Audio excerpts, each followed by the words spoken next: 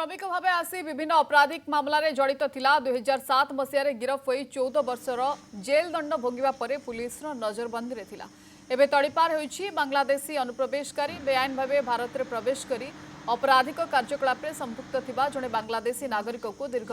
14 वर्षर jail दंड पर Baleshwar police तार निज देश में सीमा रे छाड़ा जाउछि एवं बांग्लादेश दूतावास सहित जोगाजोग करी सहदेव खुंटा थानार एक एस्कॉर्ट टीम अभियुक्त को बांग्लादेश सीमार हस्तांतर कर। बांग्लादेश फरीदपुर जिला हामिरडी गाँव मोहम्मद बाबू खान नामक जड़े व्यक्ति गत 2002 रे श्रमिक भाव काम करने भारत आसते परवर्ती समय से बालेश्वर रहा सहित विभिन्न आपराधिक मामलें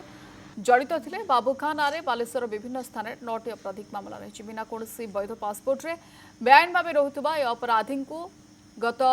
2007 रे पुलिस गिरफ्त करथिला। विचार करी 2012 रे बाबू को 14 वर्षर सश्रम कारादंड देश सहित 2000 टंकार जरिमाना भी होता। गत एप्रिल 8 रे बाबू खार जेल सजा सरिबा परठू से पुलिस नजरबंदी थिला। वर्तमान आईनगत प्रक्रिया शेष होगा पर सहदेव खुंटा थानार एसआई नेतृत्व में एक टीम बाबू को बांग्लादेश सीमा को नहीं सेठारे प्रशासन को हस्तांतर करेंगे। बांग्लादेश 2002 मसीह श्रमिक भाव में कम करने भारत को चली आसी बाबू खान एवं से बेआईन भाव रोते पुलिस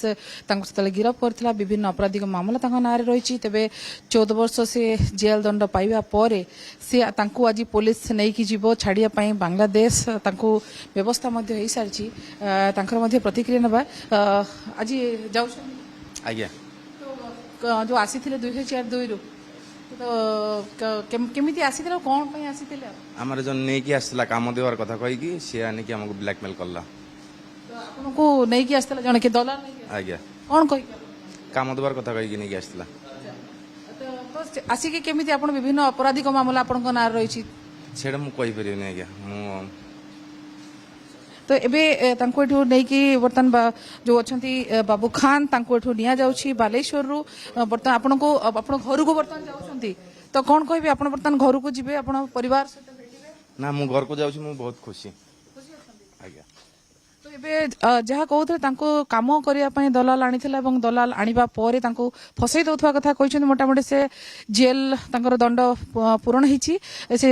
जो जेल रहिथिले वर्तमान तांको निया जाउछि। देखंतु केवल तांको बैग पत्र सब वर्तमान भर्ती कराछि पुलिस तांको नै कि जाउछि वर्तमान बांग्लादेश सीमांत नै कि छाड़िबो एवं पूरा जो एस्कॉर्ट टीम मध्ये जाउछि एवं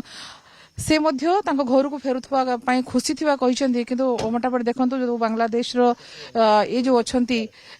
बाबू खान से वर्तमान पुलिस ने के हस्तांतर करिवो तांको सीमांत रे एबे बहुत बहुत समय तांको बालेश्वर वर्तमान निया होछि एटी एस्कॉर्ट करिके संपूर्ण भाव तांको निया जाउछि एवं पुलिस मध्य निजे रहिचंती। तबे तांकर से तांकर निज जो दंड जेल दंडादेश ताको मध्य से काटी सारिचंती। तेबे जो कथा कहा जाउथला जे बेआईन भाव में सी आसी भारत को एवं बालेश्वर रे आसी रही विभिन्न मामला तांको नारे रही आपराधिक मामला 9टी थाना रे मध्य रहितिला एवं से तांकर जो दंड मध्य से काटी सारिबा परे आज तांको निया जाउछि छाड़िया बांग्लादेश सीमांत रे तांका एम्बासी सहित पुलिस मध्य कथा हेबा परे जोगाजोग परे आज प्रक्रिया रहउछि एवं तांको आज निया जाउछि घर को बॉर्डर रे छाड़े से परिवार सहित फेरबे। तेबे ये होछि वर्तमान बालेश्वर ये प्रक्रिया आप देखुंत जिते बाबू खान को बर्तमान निया जाउछि सीमा रे छड़ा जीव तांको देश को से फेरबे से प्रक्रिया मध्य करा जाइछि एवं बालेश्वर ये पुलिस बैरक रु तांको बर्तमान निया जाउछि आप देखुंत वर्तमान बेआईन भाव में किभଳି भाव से भारत रे रहिथिले रहिबा परे